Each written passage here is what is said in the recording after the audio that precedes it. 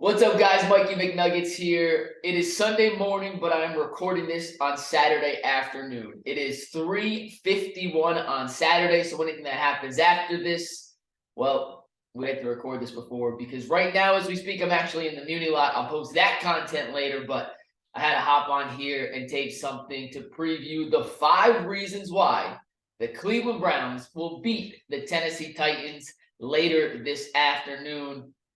Tomorrow is the future because it's Saturday I'm recording. But you guys get what I'm saying. 5 reasons why the Cleveland Browns will beat the Tennessee Titans. I know all throughout the week it felt like a funeral for the Browns after the Nick Chubb injury, after Deshaun Watson saying the offense wasn't on the same page.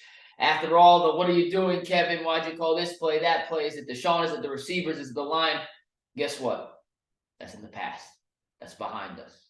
It is time now to get excited about the fact that Cleveland Browns play football with a chance to move to 2-1. And I'm going to give you guys 5 reasons why I truly believe the Browns will beat up on the Titans this week in a low-scoring affair. First and foremost, are we sure Derrick Henry is still Derrick Henry? Now, I know that may sound kind of crazy off the top, but hear me out.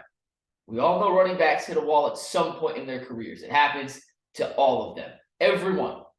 They are phenomenal at some point, and most often, most cases, that wall comes pretty damn quickly. They fall off like that. Now, I'm not saying Derrick Henry's bad by any means, and he certainly won't be ineffective by nature come Sunday, but he's had 40 carries through 2 games.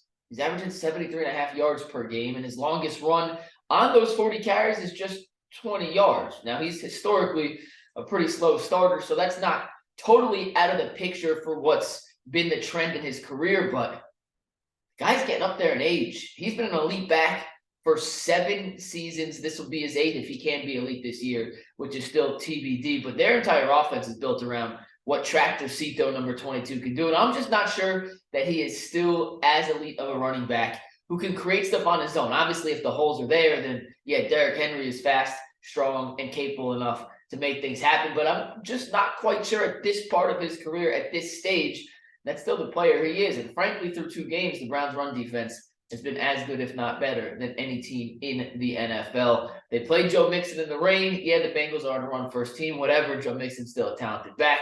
They made him essentially a non-factor outside of 1 drive in the 3rd quarter. Najee Harris, I think, his better days are behind him already. It's only his 3rd year in the league. So Pittsburgh's kind of got an issue at that position moving forward. But he was a non-factor in the game on Monday night. So big advantage, in my opinion, for the Browns' run defense against Derrick Henry and the Titans' offense.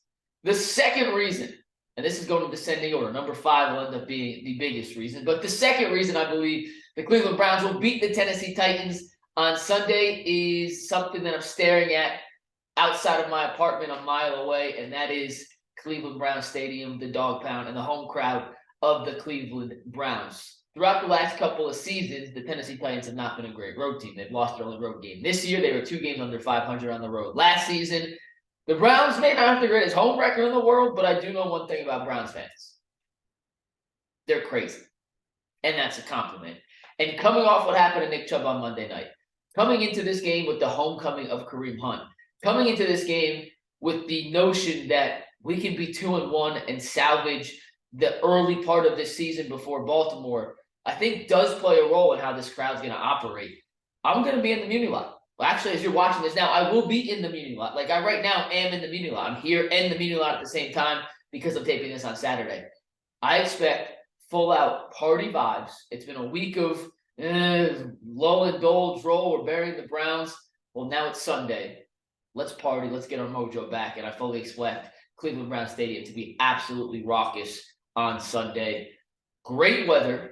Great fans, great environment. The Titans don't play great on the road. And yeah, Mike Vrabel's never lost in Cleveland. Well, that streak's going to end later this afternoon. I think home field advantage does play a major factor here, especially if Deshaun Watson starts playing well early. Well, the crowd's going to be into it. Speaking of Deshaun Watson, he's number 3 on my list of reasons why the Browns will beat the Titans coming into Cleveland Browns Stadium on Sunday. Part of the reason is this.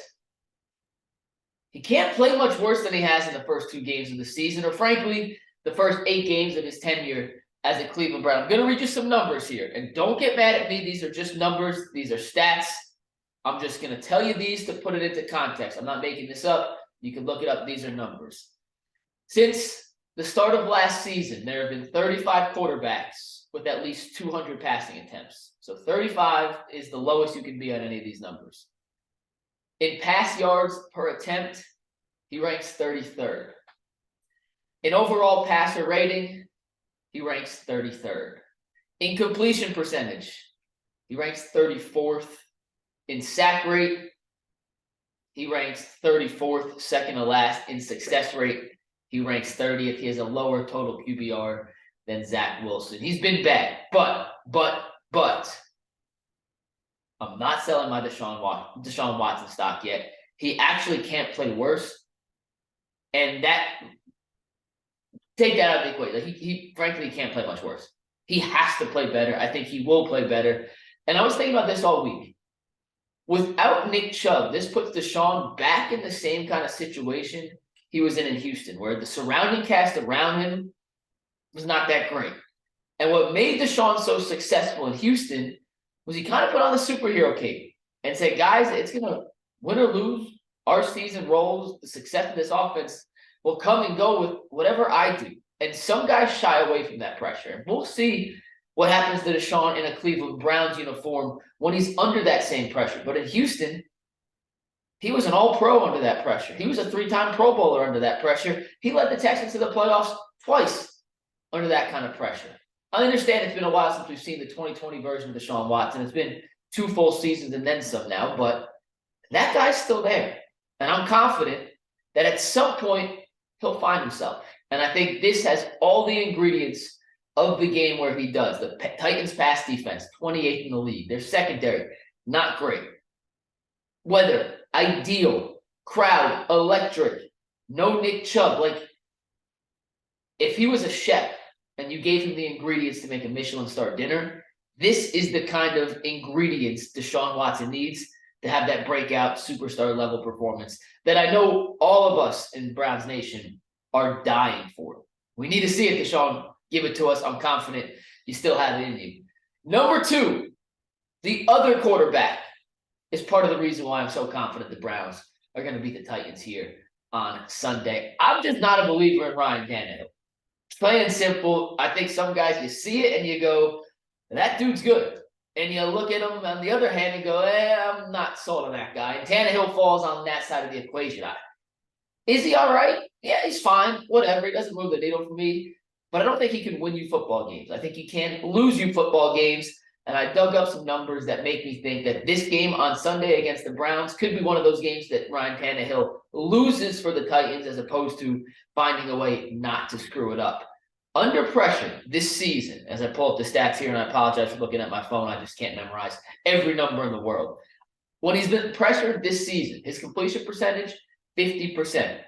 He's thrown 81 yards total through 2 games when he's been pressured. No touchdowns, 2 interceptions, and has a 48.3 PFF grade, which PFF is what it is, but we have a comparison here for when he's in a clean pocket. When he's in a clean pocket, that PFF grade jumps from a 48.3 to an 81.9.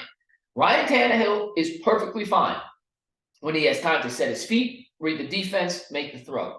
When there are guys in his face, pressure from the inside, pressure from the outside, blitzes, whatever it is, he goes from being an average quarterback to a bad quarterback. And I think the Browns' defensive line is good enough to make him run for his life from the very first play of the game to the very last. Now, granted, Mike Vrabel will scheme things up. They're a run-first offense. I get all of that. But I just don't trust Ryan Tannehill. I don't. Point blank, period. And if I had to choose between Ryan Tannehill and Deshaun Watson for this game, even after Deshaun Watson's first 8 games in a Browns uniform, even after his performance against Pittsburgh, taking Deshaun Watson, I just think the upside's there. I think Tannehill is capped here. Watson's capped way up there. And on Sunday, we'll either be at their cap. Man, maybe not. Who knows? Give me the guy with a higher upside rather than the guy who, at best, just doesn't lose you the game. We had Teresa Walker on, who's a 4-time national beat writer of the year. She works for the Associated Press in Nashville. And she was saying that Tannehill's last game against the Chargers was maybe the best game they've ever seen him play, especially in the second half when they needed him. Look at those numbers. If that's the best game you've ever seen someone play, I don't know if I'm putting too much stock in that.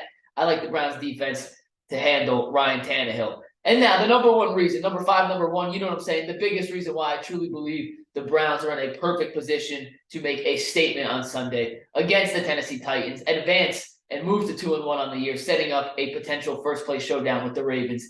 Next Sunday is the defensive line versus offensive line matchup. Cleveland's defensive line, Tennessee's offensive line. Heading into the season, it wasn't a great offensive line to begin with. It was average. On paper, it was solid. They brought in Andre Dillard to be the left tackle. Chris Hubbard, who used to play here with the Browns, was their right tackle. They drafted Peter Skoronski out of Northwestern. He was starting at guard. They had the other 2 guys back from last season. So 3 new starters on the line. 4 if you consider, I'm drawing a blank on his name, Roger Stafford retired, whoever they're replacing with. So 3 or 4 new starters.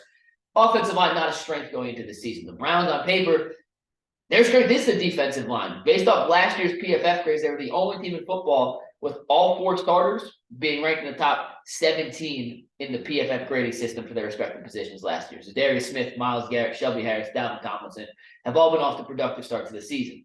Let's compare that to Tennessee. Well, first and foremost, Peter Skoronski, their first-round pick. 11th overall, I believe. 11th to 13th, whatever it was. It's been very good through the first 2 games of the season. Well, he's not playing. He's already been ruled out. He's not there. A guy named Xavier Newman is starting in his place at left guard. Xavier Newman. Have you ever heard of Xavier Newman? I watched football a long time. Scrolled through the Madden rosters the other day just to look for him. Couldn't find him. Sorry, no idea who you are. If you're great, I apologize. I am not familiar with you. What's that Shaq meme? I'm sorry, I was not familiar with your game. Xavier Newman, I have no clue who you are. Andre Dillard is one of the worst left tackles in football through 2 games. You're going to tell me that I have a chance to put Myles Garrett, Darius Smith, Agbo Okoronkwo up against one of the worst left tackles in football? Yeah, I'm taking my chances with the Browns in that matchup every single time. And Chris Hubbard, who we just alluded to, who played for the Browns, has only given up 1 pressure all season at the right tackle position. That's impressive. I mean, look at the Browns tackles right now. Jed Wilson has given up a lot more than that. DeJuan Jones gave up more than that in his first start alone. Chris Hubbard, 1 pressure. But you think that's going to continue against Myles Garrett, Zadarius Smith, Agbo, Alex McGuire, everyone else they put in on the outside? Like, it's a great story, and I'm happy for Chris Hubbard, but I think that's an anomaly, not the normal. And based off the fact that I don't trust Tannehill, I'm not confident Derrick Henry is who he once was, and I don't think they'll be able to get any offensive flow against this defensive line or against this defense in general because of how good this defensive line is playing. Yeah, I think it's going to be a rude awakening for that Tennessee offense come Sunday at 1 p.m. Final score, I think it's relatively low scoring. I'm picking the Browns to win 23-10, take the under, take the Browns in the points. Deshaun Watson scores 2 touchdowns. Jerome Ford rushes for another. You know what? That doesn't make sense. Actually, it does. Dustin Hopkins misses an extra point. Probably not going to happen that way. Either way, 23-10, my final score. I believe the Browns win. I believe they're at 2-1 when we hop on the postgame show later this afternoon. I'm going to post some content from the Muni lot. We'll be back in the 2-minute warning after the game ends, or I guess when it's still going on in the 4th quarter. Browns win. Defense dominates. Tannehill, oh, bye-bye. And Mike Vrabel's perfect streak of winning in his home city of Cleveland is officially coming to an end. Make sure you tune in. Post-game show, 2-minute warning, Ultimate Cleveland Sports Show. Monday at 11 a.m. for our reaction. We will see you then. Go Brownies. Peace.